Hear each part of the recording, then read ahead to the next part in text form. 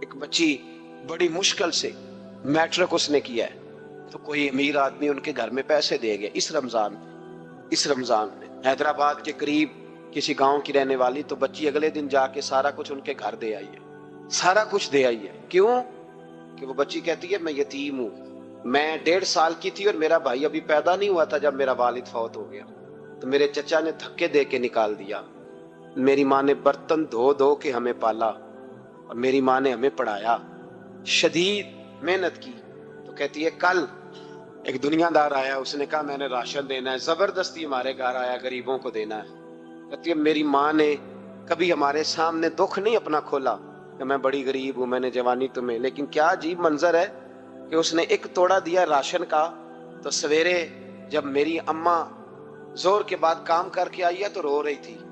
میں نے پوچھا اماں کیا ہوا؟ تو کہنے لگی بیٹے 4 اخباروں میں میری تصویر لگی ہے، 4 اخباروں میں۔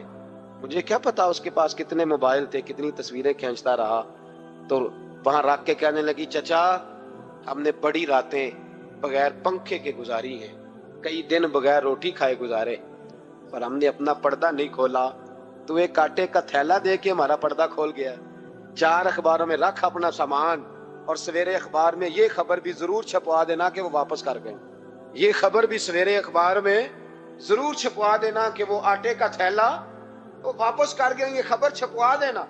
پھر وہ بچی اپنی ماں کی عزت کے لیے گئی اور جا کے پریس کلب میں اس نے 4 اخباروں کو کہا کہ میں آٹا واپس کر رہی ہوں، اب تمہاری ذمہ داری ہے کہ تم لوگوں کو بتاؤ کہ وہ تھیلا آٹے کا۔ شرم نہیں آتی؟